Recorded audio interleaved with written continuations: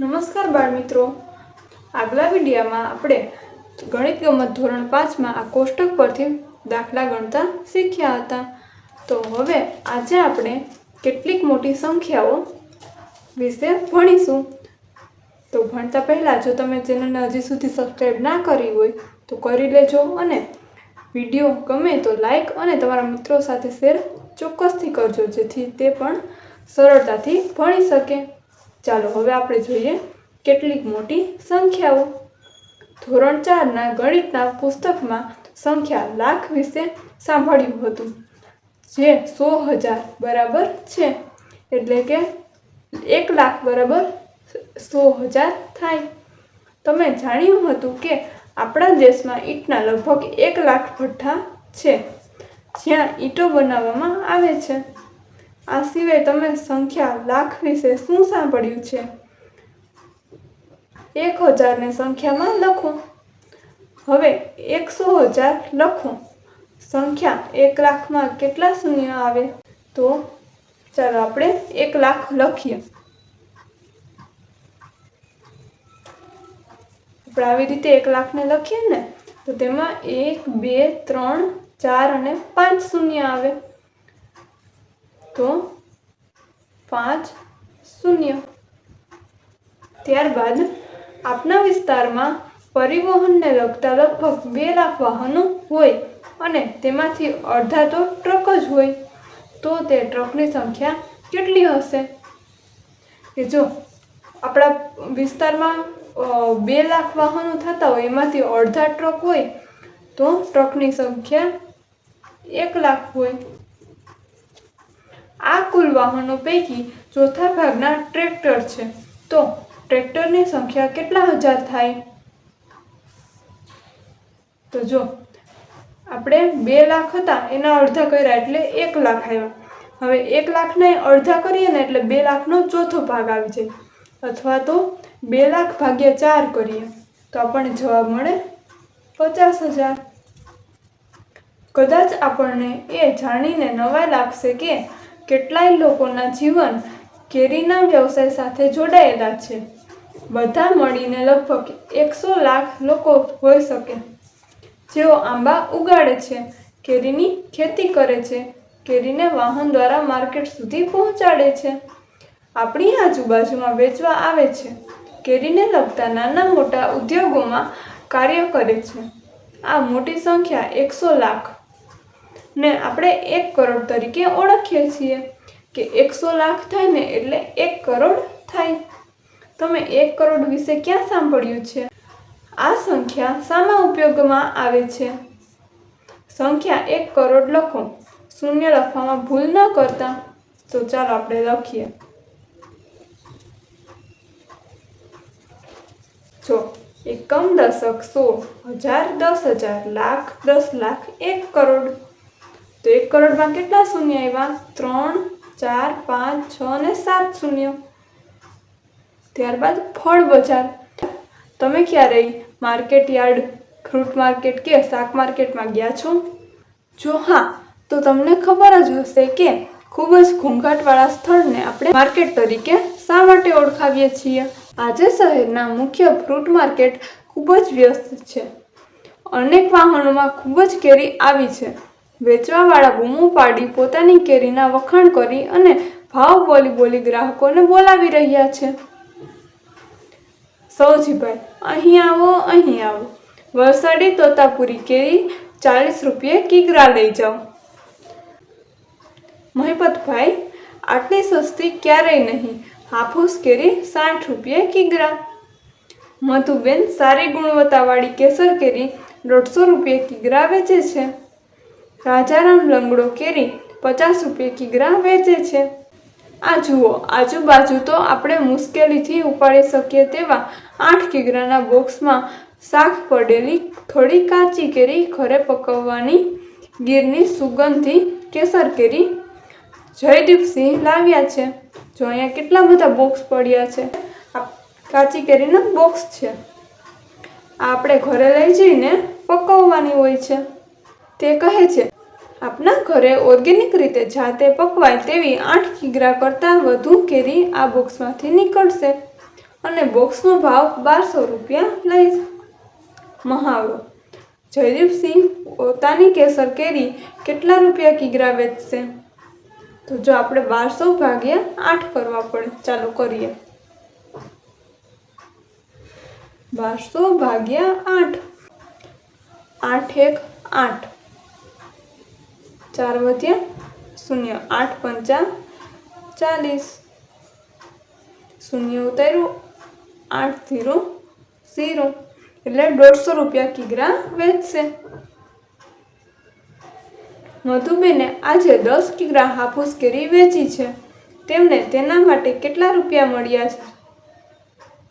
તો મધુબેન કેટલા 150 રૂપિયાની કિલો કેરી વેચે છે અને તેણે 10 કિગ્રા કેરી વેચી તો તેને 1500 રૂપિયા મળ્યા હોય. મહિપતભાઈએ 6 કિગ્રા હાફૂસ કેરી વેચી છે.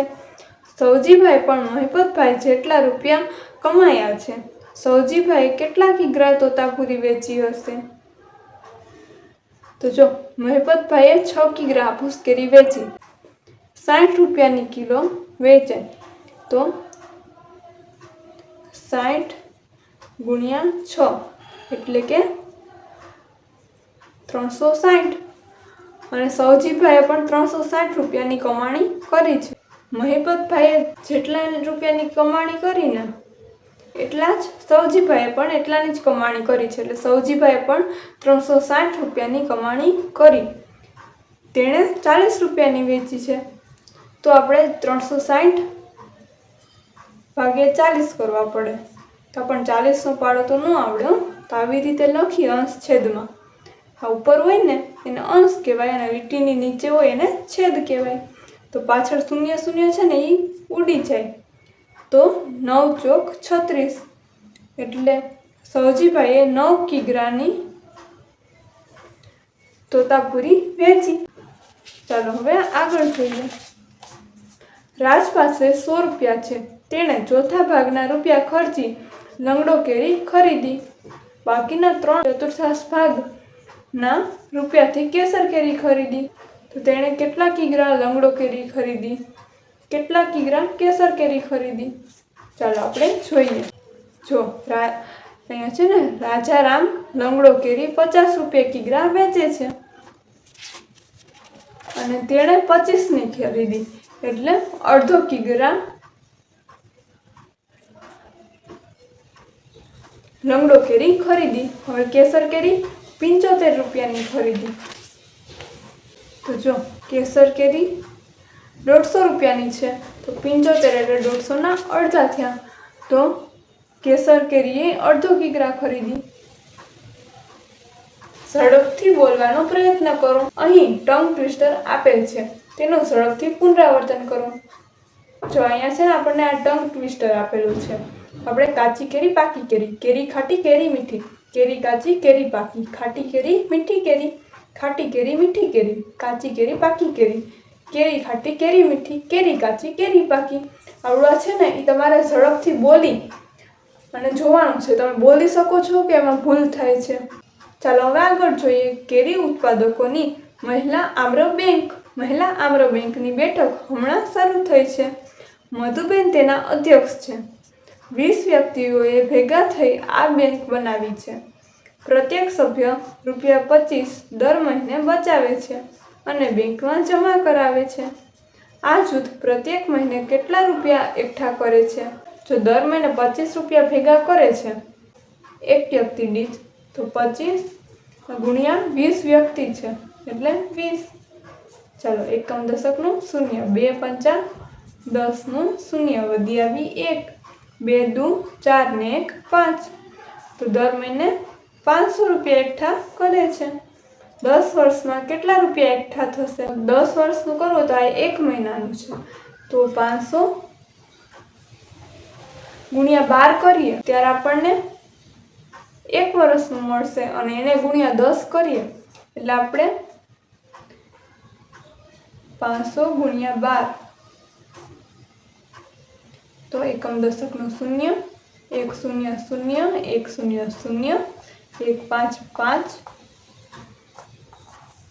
2 0 0, 2 0 0, 2 5 10. તો 1 વર્ષમાં 6,000 રૂપિયા ભેગા થશે, તો 10 વર્ષમાં 60,000 ભેગા થાય. મહાવરો. રેખાએ એક લારી ખરીદવા માટે 4,000ની લોન લીધી હતી. તેણે 1 વર્ષ સુધી દર મહિને ₹345 પાછા ચૂકવ્યા. તો તેણે કેટલા રૂપિયા બેંકને પાછા આપ્યા હશે? તેણે હજી કેટલા રૂપિયા બેંકને પાછા આપવાના રહે? જો તેણે 1 મહિનામાં 345 આપ્યા હોય તો 345 ગુણ્યા 12 કરીએ એટલે આપણને 1 વર્ષનું મળી જાય. એકમ દશકનું શૂન્ય, 1 5 5, 1 4 4, 1 3 3, 2 5 10 નું શૂન્ય વધી આવી 1, 2 4 6 ને 1 7, 2 3 6, તો શૂન્ય, 7 ને 5 12, 12 નો બગડો વધી આવી 1, 6 ને 4 10 ને 1 11 નો એકડો વધી આવી 1, 3 ને 1 4. તો 1 વર્ષમાં તેણે 4,120 રૂપિયા ચૂકવ્યા હશે. મીરા અને તેના ભાઈએ કલમી આંબાના નવા છોડવા ખરીદવા ₹21,000ની લોન લીધી. તેમણે 1 વર્ષમાં કુલ 23,520 પાછા ચૂકવ્યા. તેમણે દરેક મહિને કેટલા રૂપિયા ચૂકવ્યા હશે? તો જો હવે આપણે 23,520 ભાગ્યા 12 કરીએ તો આપણને આનો જવાબ મળી જાય. તો ચાલો અહીંયા કરીએ. 23,520 ભાગ્યા 12, 12 12, કેટલા વધશે? તો કે 11. ત્યારબાદ 5 ઉતાર્યો, 12 નવા 108. તો કેટલા વધશે? 7. ત્યારબાદ બગડો ઉતાર્યો, 12 6 72. શૂન્ય ઉતાર્યો, ભાગના એનો ભાગમાં પડ્યો શૂન્ય. તો તેણે દર મહિને 1,960 રૂપિયા ચૂકવ્યા હશે. અગાઉ મહિલાઓ કેરીના વેપાર સાથે જોડાયેલી નહોતી, પરંતુ હવે મધુબેન અને અન્ય મહિલાઓ પણ કેરીનો વેપાર કરે છે. હાલમાં પરિસ્થિતિ બદલાઈ છે અને તેમની બેંક પણ તેમને મદદ કરે છે. આ મહિલાઓ સ્વાવલંબી બની કુટુંબના આર્થિક વિકાસમાં ભાગીદાર બની શકે તે માટે રોજગારલક્ષી, વ્યાપારલક્ષી અને ગૃહ ઉદ્યોગલક્ષી તાલીમો પણ પૂરી પાડવામાં આવે છે. ચાલો હવે આગળ જોઈએ. કેરીનો રસ મેંગો પલ્પ તૈયાર કરવાનો ઉદ્યોગ કેમ ન કરીએ? મહિલા આમ્ર બેંકમાં જોડાયેલ કેટલીક મહિલાઓ કેરીનો રસ મેંગો પલ્પ તૈયાર કરવાનો ગૃહ ઉદ્યોગ શરૂ કરવા માંગે છે. તે માટે તેઓએ એક જગ્યા પંચાયત પાસેથી મેળવી. ગત વર્ષો દરમિયાન તેઓએ 74,000 રૂપિયા બચાવેલા હતા. આ નવો ઉદ્યોગ શરૂ કરવા માટે કેટલા રૂપિયાના રોકાણની જરૂર પડશે તેની ગણતરી કરી. આ કામ શરૂ કરતા પહેલા જોઈતી વસ્તુઓની યાદી મધુબેને બનાવી. આ વસ્તુઓ શરૂઆતમાં ખરીદવી પડશે. કોષ્ટકમાં આ વસ્તુઓની કિંમત અને સંખ્યા આપેલી છે, તો કુલ ખર્ચ શોધો. ચાલો આપણે જોઈએ. જો મિક્સર છે તે 3,000 એક જોઈએ તો તેનો ખર્ચ થયો 3,000. પછી છે કેરી રસ સાચવવા અને વેચાણ ફેરણી માટેના થર્મોકોલ ફ્રીજ બોક્સ, તો 2,000ના અને 20 જોઈએ તો થાય 40,000. ત્યારબાદ મોટા તપેલા 1,000ના, જે 4 જોઈએ એટલે થાય 4,000. પછી ટ્રે અને છરી 300 રૂપિયા 20 નંગ જોઈએ તો થાય 6,000 રૂપિયા. પછી છે ડોલ 75ની 20 નંગ તો 1,500 રૂપિયા. ચાલો હવે કુલ ખર્ચ શોધીએ. તો 0, પાછા 0, હવે 5, પછી આવશે 3 ને 4 7 ને 6, 13 ને 1 14 નો ચોગડો વધી આવી 1, 4 ને 1 5, તો 54,500 રૂપિયા કુલ ખર્ચ થશે. જ્યારે તે કેરીમાંથી રસ કાઢે છે ત્યારે રસનું વજન લગભગ કેરીના વજનના 3/4 ભાગ જેટલું થાય છે. તેમણે 1 મહિનામાં 6,000 કિલો કેરીમાંથી મેંગો પલ્પ તૈયાર કરવાનું આયોજન કર્યું છે. તો 1 મહિનામાં કેટલો મેંગો પલ્પ એટલે કે કેરીનો રસ તૈયાર થશે? તો આપણે 6,000 ભાગ્યા 3 કરીએ તો આપણને મળે 2,000. તો 2,000 કિલો કેરીનો રસ તૈયાર થશે. ચાલો હવે આગળ જોઈએ. મધુબેન પહેલાં 6 કિગ્રા કેરી માટે ગણતરી કરીએ. કેરીની ખરીદવા માટેની રકમ 15 રૂપિયા પ્રતિ કિગ્રા. મેંગો પલ્પ વેચવા માટેની કિંમત 70 રૂપિયા પ્રતિ કિગ્રા. આપણે 6 કિગ્રા કેરીનો રસ કાઢીએ તો આપણને ખાલી જગ્યા કિગ્રા મળે. તો જો આપણે 6 કિગ્રા કેરીનો રસ કાઢીએ તો આપણને ખાલી જગ્યા કિગ્રા મેંગો પલ્પ એટલે કે કેરીનો રસ મળે. તો 6 કિગ્રા કેરી હોય તો એનો રસ કાઢીએ તો 2 કિગ્રા મેંગો પલ્પ મળે. 6 કિગ્રા કેરી માટે ચૂકવવી પડતી રકમ 6 ગુણ્યા 15 બરાબર 90 રૂપિયા. 2 કિગ્રા તૈયાર મેંગો પલ્પ વેચતા મળતી રકમ 2 ગુણ્યા 70 બરાબર 140 રૂપિયા. તેથી જો 6 કિગ્રા કેરીમાંથી મેંગો પલ્પ તૈયાર થાય તો આપણને મળતી રકમ 140 -90 એટલે કે 50 રૂપિયા. પરંતુ જો આપણે 6,000 કિગ્રા કેરી લઈ મેંગો પલ્પ તૈયાર કરીએ તો આપણને 1 મહિનામાં મળતી રકમ ખાલી જગ્યા ગુણ્યા 1,000. તો જો અહીંયા આપણને કેટલો નફો થાય છે? 50. એટલે 50 ગુણ્યા 1,000 એટલે કે 50,000. આપણને 6 કિગ્રાનો આપ્યો છે ને નફો, એટલે 6,000 ભાગ્યા 6 કરીએ તો 1,000 મળે. એટલે 1,000 ગુણ્યા 50 એટલે 50,000. હવે બધી મહિલાઓ આ યોજનાથી ખૂબ જ ખુશ છે. દરેક જણ સારો નફો કરી શકશે તથા દરેક મહિલા તેમણે કરેલ કામ માટે મહેનતાણું મેળવશે. અનિતા, મેં પણ બીજી ગણતરી કરી શોધ્યું કે દર મહિને 1,500 કિગ્રા બરફની જરૂર પડશે. તેનો ભાવ રૂપિયા 2 પ્રતિ કિલો છે. આમ માસિક ખર્ચ 1,500 ગુણ્યા 2 એટલે કે 3,000. પેકિંગ ખર્ચ અને રિક્ષા ભાડું 3,000. તેથી કેરી ખરીદવાનું અને તૈયાર મેંગો પલ્પ વેચવાનો કુલ માસિક ખર્ચ 3 ને 3 6,000 એટલે કે રૂપિયા 6,000 થશે. મધુબેન, અરે કેટલું સરસ! આપણી આ ગણતરીથી ખબર પડે છે કે દર મહિને આપણી બેંક 44,000 કમાશે. તો જો આ 50,000 આવી ને રકમ, એટલે 50,000 માઇનસ 6,000 એટલે કેટલા થયા? 44,000. તો તેમને 44,000નો નફો થશે. શોધી કાઢો. કેરીને લગતા ગીતો ખૂબ સુંદર હોય છે. આ ગીતના શબ્દો તથા તેનો રાગ મેળવો. આ તમારે જાતે ગોતવાનું છે. ચાલો હવે આગળ જોઈએ. પાઠ 2 આકાર અને ખૂણા. તો આ આપણે નેક્સ્ટ વિડીયોમાં જોઈશું. જો વિડીયો ગમ્યો હોય અને બધું સમજાઈ ગયું હોય તો વિડીયોને લાઈક અને તમારા મિત્રો સાથે શેર ચોક્કસથી કરજો. ચેનલને સબસ્ક્રાઈબ ના કરી હોય તો સબસ્ક્રાઈબ કરી દેજો.